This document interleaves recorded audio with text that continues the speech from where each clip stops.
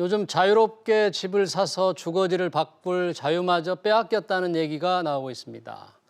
기업인들은 첩첩이 쌓여있는 규제 때문에 기업가 정신이 위축돼 정치 권력의 눈치를 살피는 신세가 되었다는 거죠. 조금은 자극적이지만 이런 주장을 담은 자유론을 펴낸 분이 있습니다. 바로 민경국 강원대 명예교수인데요. 하이에크 소사이어티 회장과 제도경제학회 회장을 지냈죠. 진정한 자유가 무엇을 의미하는지 들어보겠습니다. 교수님 어서 오십시오. 네, 안녕하십니까. 네. 이 자유론 하면 뭐 세계적으로 유명한 철학자들이 많이 책을 썼는데 우리 교수님께서 자유론이라는 이런 제목의 책쓴 혹시 이유가 뭔가요? 네, 이유가 여러 가지가 있는데 그 두 가지가 가장 특징적입니다. 첫째는 그 지금 기존의 그 자유론이라고 하는 그 소위 존 스튜어트 밀이 적어도 한국에 굉장히 많이 알려져 있거든요. 네. 아마 번역판도 뭐 여러 가지 번역판이 있습니다. 근데 그 존 스튜어트 밀의 그 작품이 그게 반자유주의거든요, 사실은. 자유주의 밀의 자유가 반자유주의다? 반자유주의입니다. 그래요? 예, 그렇습니다. 왜 그러죠? 예를 들면 그 함프리집 그 뭡니까 피해 원칙이라는 게 있거든요. 피해의 원칙. 남에게 피해를 주면 이건 자유, 그 피해를 받은 사람이 자유를 억압하는 것이다. 자유를 침해한 거다. 네. 그런데 보십시오. 그 예를 들면 어느 한 사람이 지금 기술 개발을 했습니다. 기술 개발했는데 그게 노동 절약적인 그런 기술 개발이라고 예를 들면 그렇게 된다면 노동자들 실업자가 될 거 아닙니까? 노동자들 피해를 본다. 그렇죠. 피해를 보면 그럼 노동자들이 자유를 침해한 거 아니냐? 그런 식으로 이제 해석이 되는 그런 개념이 존 스튜어트 밀의 자유론이다. 그게 자유론입니다. 네. 그다음에 또 두 번째는 그 누구냐면 루소입니다. 루소의 여러분들 뭐 잘 아실 겁니다. 루소는 이기적인 행동을 하는 사람은 자신이 자유로운 행동이 아니라는 거죠. 이기적으로 행동을 하면 그게 자유론이 아니다. 자유가 아니다. 자기 자유가 아니다. 그럼 이타적으로 해야만이 자기 자유롭다. 남을 위해서 해야만 자유롭다. 그렇습니다. 그게 우리가 안치환 그 가수 있죠. 그 가수가 뭐라고 그러냐면 안치환 가수가 자유의 노래 합니다. 자유의 노래. 안치환의 자유의 노래. 자유의 노래. 만인을 위해 내가 일할 때 나는 자유. 만인을 위해 내가 싸울 때 나는 자유. 이런 식으로 하면 이게 남한테 해야 그게 내가 자유롭다는 얘기입니다. 자기를 위한 생각으로 하면 그건 자유가 아니고 남을 위해서 일할 때 자유롭다. 그런 거에 대해서 동의하지 못하겠다 이런 거죠. 동의할 수 없는 거죠. 그렇게 되면 그건 뭐 문제가 굉장히 큽니다. 그래서 두고 볼 수 없어 이 자유론을. 그다음에 두 번째 문제는 우리나라에서 보면 그 국가라고 하는 문제 있습니다. 국가를 우리가 다시 한번 재고를 해야 할 필요성이 있습니다. 국가. 그다음에 법이라는 문제 있죠. 법이라는 것도 법인식에 대해서 다시 한번 생각을 해볼 필요성이 있거든요. 그다음에 그 민주주의라는 거 그렇습니다. 민주주의 우리는 뭐 경제적 자유보다는 민주주의를 더 선호합니다. 민주주의. 그렇죠. 민주주의 하면 뭐 굉장히 좋아들 하죠. 뭐 민주화, 반민주 하면 그 한 대립적인 그 개념으로 사용을 많이 하던데 사실 민주주의라는 게 참 위험하거든요. 굉장히 위험한 개념입니다. 그 잘못하면 이게 전체주의로 빠져들어가기 쉽거든요. 그래서 그걸 우리가 그 알고 있는 그 개념 자유라고 하는 거를 다시 한번 생각을 하고 제가 찾은 거는 자유라는 개념을 재정립할 때 비로소 국가란 무엇인가 하는 것 또는 법이란 무엇인가 그렇군요. 민주주의란 무엇인가 이거를 다시 한번 생각을 해볼 기회가 된다 그래서 자유론을 쓰셨고 이게 자유와 민주 이런 철학적이고 조금 추상적인 개념을 계속 얘기하기보다 사례를 하나씩 들어서 좀 설명을 좀 듣고 싶은데요. 예를 들면 지금 이제 코로나 방역 조치로 영업 제한이 이제 자영업 영업 제한이 실시됐지 않습니까? 그리고 사회적 거리두기가 적용이 되고 있단 말이죠. 그러면 당연히 이것은 코로나 예방을 막기 위한 당연한 조치다. 저는 이렇게 생각을 하는데 교수님 그러면 자유론의 입장에서는 권력 남용입니까? 권력 남용이죠. 왜냐하면 필요하지 않습니까? 코로나를 막기 위해서. 예방하기 위해서. 이제 국가라는 문제입니다. 국가 당연하다. 국가가 코로나 문제 있으면 국가가 개입하는 게 당연하다라는 전제는 뭐냐면 그 전제가 두 가지가 있는데 하나는 국가는 코로나 방역에 전지전능하다. 모든 걸 다 할 수 있다. 잘한다. 전지전능하다. 그다음에 두 번째 문제는 이 국가라고 하는 게 참 이타적이다 이거죠.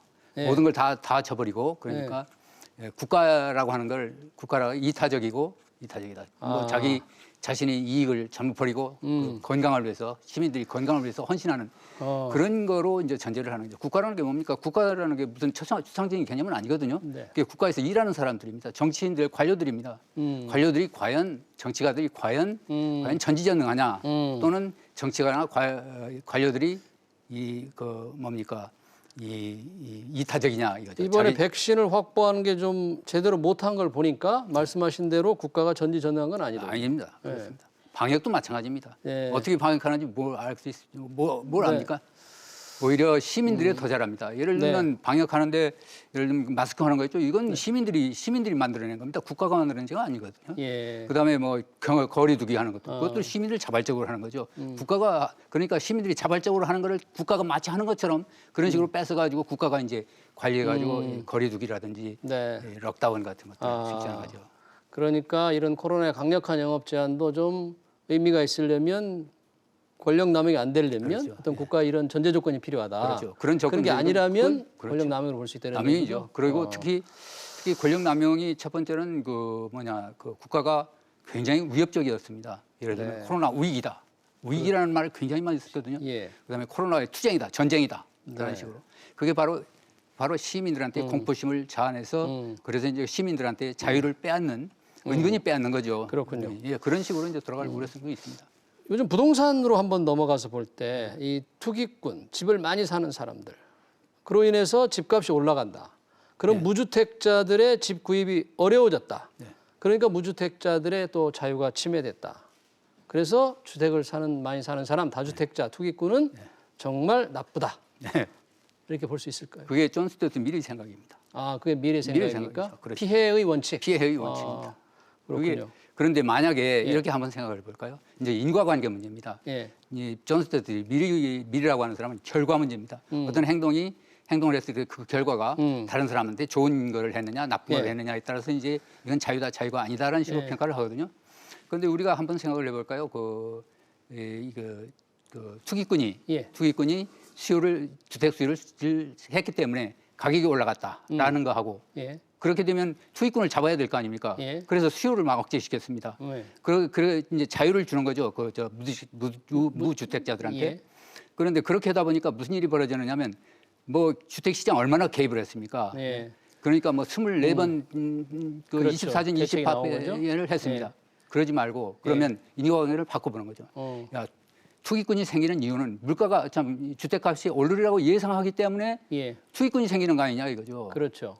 그렇게 되면 물가가 왜 집이 왜 오를 것으로 왜 주택값이 올라가느냐 그 문제를 찾아야 될 겁니다. 그걸 찾으면 뭐 별거 다 요즘에 그렇게 접근을 해야 된다. 그렇게 접근해야 되죠. 그러면 결국은 뭐냐면 자유라는 게 국가의 강제가 있다. 무슨 강제냐? 공급을 하지 못하도록 막은 그런 거 있거든요. 공급을 못하도록 규제를 하는 것. 이거 얼마든지 굉장히 많거든요. 공급을 못하도록 규제. 그게 이제 강제로 들어갑니다. 국가는 원래 강제의 집단이거든요. 그렇죠. 그런 면에서 볼 때 문제가 있다. 또 보니까 청년 실업 심각한데 이 청년 실업에 관해서 교수님께서 노동조합과 시민단체 등 이익 집단의 뭐 지배 때문에 청년 실업이 좀 높아진 측면이 있다 이렇게 말씀을 하셨던데 좀 동의하기가 어려운데 왜 그런 거죠? 네. 그 이익 집단이라는 게 기득권 보호거든요. 그러니까 노동조합이라는 게 자기 기득권이거든요. 기득권 보호입니다. 그럼 기득권 보호한다면 이게 그 노동시장 경직적으로 만들어 놓습니다. 노동시장을 경직적으로 만든다. 그럼 노동시장 경직적인 건 누구가 편합니까? 노동시장에 새로 진입하는 청년들이 손해입니다. 못 들어가는 거죠. 그다음에 또 이익단체라는 게 전부 다 그렇습니다. 그러니까 이익단체가 많으면 많을수록 이익단체 활동이 많으면 많을수록 역시 국가는 규제를 많이 하게 됩니다. 규제로 그러니까 이익단체들이라는 게 뭐냐면 기업이라는 게 좀 개인들이라는 게 두 가지 방법, 돈 버는 방법이 두 가지입니다. 하나는 시장에 나가서 생산적인 경쟁을 통해서 이제 돈 버는 방법이 있고 또 하나는 국가의 그 경제 정책에 유리한 방향으로 이제 그 영향을 미쳐서 이익을 보는 경우가 있습니다. 그런데 이게 아마 국가에 영향을 미쳐서 국가 정책에 영향을 미쳐서 자기한테 유리한 방향으로 정책이 결정되고 하는 그런 방향. 그게 아마 이익단체들이 역할을 하는 게 이익단체가 기본적으로 만들어진 근본적인 이유가 바로 국가에 영향을 미치기 위해서 만들어 놓거든요. 정부의 규제를 그렇습니다. 하도록 영향을 미치기 위해서 있다. 자기들한테 유리하게 그런 얘기군요. 이 또 하나 지금 정부가 생각하는 게 부동산 감독 기구를 신설한다. 부동산 거래 분석원을 신설하겠다고 하는데 이렇게 되면 경제적인 자유가 조금 억압될 수 있다 이렇게 보시던데. 그럼요. 경제적인 시장을 자유가- 안정시키기 위한 제도 아닐까요? 시장을 정부가 어떻게 안정시킵니까? 네. 지금까지 안정시키려고 민주주의 노력을 했지 않습니까? 네. 그러니까 그것도 그런 제도도 마찬가지로 국가가 전지전능할 때 그렇습니다. 모든 걸 다 알 수 있는 경우에. 그런데 지금 이 거대한 사회 수천만 명이 막 움직이는 머리 가지고 싸고 움직이는 예. 과정에 관료들이 뭐를 합니까? 관료 한 사람이 머리 가지고는 도저히 그걸 잡아낼 수 없는 거죠. 인간이라는 게 자기 자신도 통제를 못하는데 하물며 수백만 수천만을 통제를 할 수 있겠습니까? 네. 그러니까 그것도 역시 개인의 자유만 억압시켜 놓을 뿐 성공할 수가 없습니다. 성공할 수 없다. 그러니까 부동산 불가능합니다. 감독 기구 필요치 않다 이렇게 생각하시는군요. 예, 그렇습니다. 그러니까 시장에 맡기는 게 좋습니다. 네. 시장이라는 게 우리가 시장이라는 게 이게 무력이 굉장히 심하거든요. 자생적 질서입니다. 네. 그러니까 스스로 질서를 형성하려고는 힘이 있습니다. 예. 그거를 우리가 살려야 되는 거죠. 그래도 시장은 완벽하지는 않지 않습니까? 그러나 국가보다는 훨씬 낫습니다. 정부가 간접보다는 훨씬 낫습니다. 그러니까 시장은 정부보다 현명하다는 겁니다. 네. 현명하죠. 굉장히 현명합니다. 이 가격 기구라는 게 함부로 건드릴 게 아니거든요. 예. 이게 수억의 인구들이 가진 생각들이 그 가격 속에 가격에 다 들어가 반영이 돼 있다. 반영이 됩니다. 그걸 어떻게 건드립니까? 네. 마지막으로 교수님께서 경제적 자유를 모든 자유의 보루다 이렇게 말씀하셨더라고요. 경제적 자유가 그러니까 모든 활동이 다 경제적이지 않느냐 뭐 그런 차원입니까? 어떻게 왜 경제적 자유가 그런 모든 건 아닙니다. 자유예요? 경제적 차원이라기보다는 예. 이제 경제적인 것이 경제적 자유가 예. 나름대로 독자적인 의미도 있을 뿐 아니라 독자적인 가치를 가지고 있을 뿐만 아니라 동시에 경제적인 자유가 다른 자유의 수단이 될 수 있다는 얘기입니다. 중요한 수단이죠. 다른 자유라 하면 어떤 예를 들면 언론의 자유, 언론의 아니면 자유. 종교 신앙의 자유, 아니면 학문의 네. 자유 같은 것. 소위 민주주의도 마찬가지입니다. 민주주의에도 역시 시장 경제가 있을 때 비로소 민주주의가 번성을 하게 돼 있습니다. 예. 민주주의가 번성하면 이게 시장 경제에는 마이너스가 되지만 예. 이제 역으로 이 시장 경제가 존재할 때 비로소 민주주의도 활성화될 수 있다. 그 이유가 뭐냐면 시장 경제에서 예를 들면 보십시오. 제지회사. 예. 제지회사를 만약에 국가가 독점하고 있다고 가정해 예. 봅시다. 그럼 제지회사 독점한 국가에 별로 마음에 안 들면 출판하는데 출판은 종일 반주. 제책 안 나옵니다. 예. 자유 예. 제책 안 나옵니다.